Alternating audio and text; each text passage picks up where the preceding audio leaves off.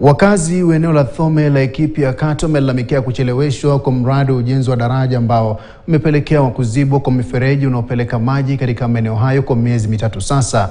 Kile ambacho kilitarajiwa kuleta afueni kwa zaidi ya maboma 800 kimesalia kuwa changamoto kubwa, huku wakulima wakadiria hasara kubwa baada ya mazao yao kukauka kutokana na uhaba mkubwa wa maji ya kunyunyiza mimea yao. Kwa hivi sasa wanalazimika pia kununua maji ya kutumia nyumbani na pia kwenye mashamba yao.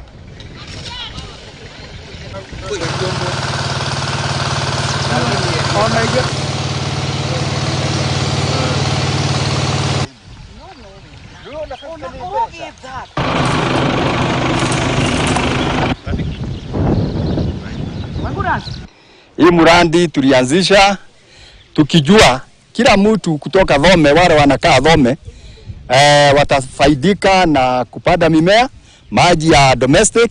Hayo yote tulikuwa tunaangalia. Hii ni daraja ile tunatumia kwa miaka 2 ama 3. Sasa sisi tuko na tabu, alibomoa intake yetu ya maji. Sasa tunashindwa ni nini tena?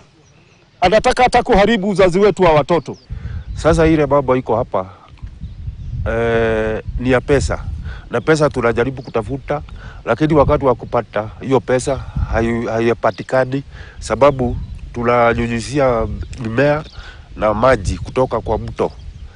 Sasa hiyo mto imefungwa, kukisemekana ni daraja inajengwa, lakini huko contractor bado lipo hata Nduluru. Bwana Kiojore Mwangi kile alitenda hapa amalizie bila ihenya mno kwa haraka sana kama kwawezekana, juu tunateseka juu yake. Viongozi wa kisiasa kutoka kaunti ya Kirinyaga